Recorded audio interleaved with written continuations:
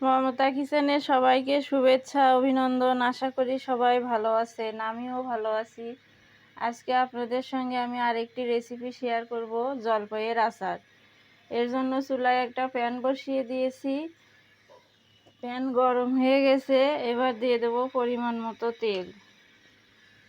যে কোনো আচার তৈরিতে সরিষার তেল ব্যবহার করলে বেশি ভালো হয়। আপনারাও চেষ্টা করবেন সরিষার তেল দিতে।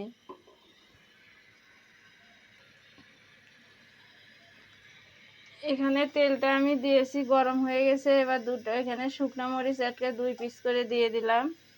এবার শুকনো মরিচ ভেজে নেব নেড়ে চেড়ে। মরিচটা আমি নেড়ে চেড়ে ভেজে নিচ্ছি। পাঁচফোড়ন দিয়ে দেবো আমি 1 চামচ। পাঁচফোড়ন দিলে আচারের ফ্লেভার ভালো আসে, এতে করে টেস্টি হয় আচারটা।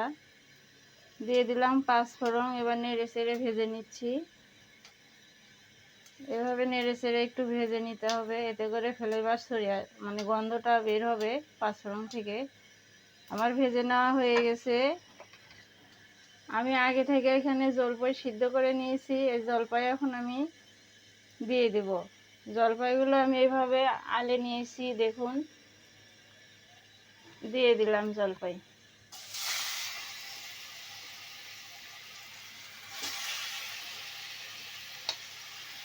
জলপাই শেষ হওয়ার আগে এই রেসিপিটা ফলো করে আপনারাও তৈরি করে খেয়ে দেখবেন, ভালো লাগবে। এখন জলপাইয়ের সিজন। এভাবে আচার তৈরি করে দীর্ঘদিন নর্মাল ফ্রিজে রেখেও খেতে পারবেন, রোদ দিয়ে এমনিতেও রেখে খেতে পারবেন। এবার আমি নেড়ে চেড়ে দিচ্ছি। পাঁচফোড়নের সঙ্গে আচারটা মিশিয়ে নিচ্ছি। জলপাইয়ের আচার খেতে কার না ভালো লাগে বলুন? সবার পছন্দের একটি খাবার। রৌদ্র পরিবেশে বসে বসে শীতের দিনে এরকম জলপাইয়ের আচার হলে আর কি লাগে বলুন? সবাই এই রেসিপিটা ফলো করে একবার হলেও ট্রাই করে খেয়ে আমাকে জানাবেন কমেন্টে কেমন হয়েছে। এভাবে নেড়ে চেড়ে জলপাইটা ভেজে নিতে হবে।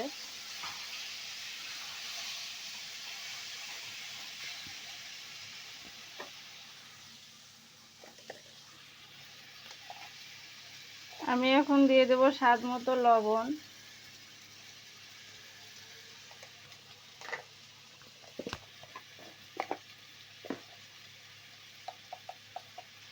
সামান্য হলুদের গুঁড়া দেব।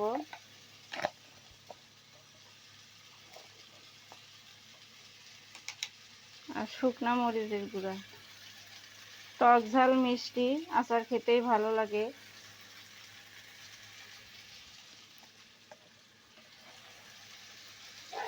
আচার একটু ঝাল ঝাল টক হলে ভালো হয় খেতে। এবার আমি নেড়ে চেড়ে এটা কষে নেব।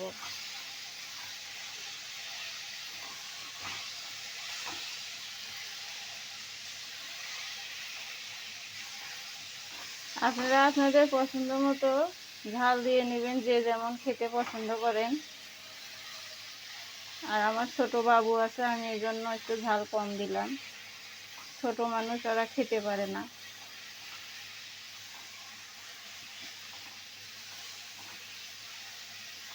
এভাবে আমি নেড়ে চেড়ে ভেজে নেব। এই আচারটা যত সুন্দরভাবে কষানো যাবে তত স্বাদ ভালো আসবে, আর দীর্ঘদিন কাঁচের বয়ামে করে রেখেও খাওয়া যাবে।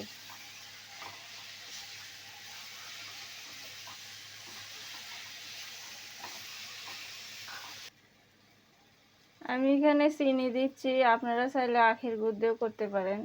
পরিমাণ মতো চিনি দিয়ে নিলাম। এবার নেড়ে চেড়ে দেব।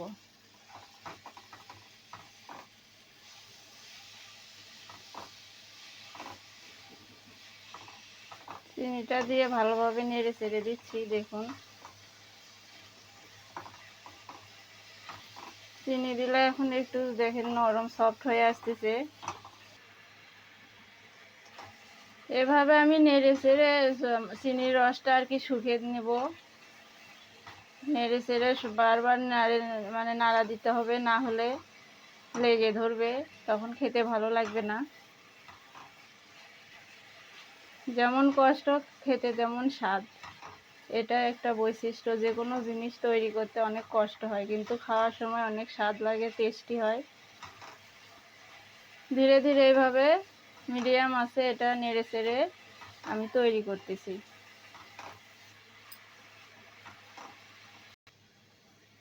এভাবে আমি নেড়ে চেড়ে দেখুন, আমি 3-4 মিনিট এভাবে নেড়ে চেড়ে আচারটা ভেজে নিয়েছি।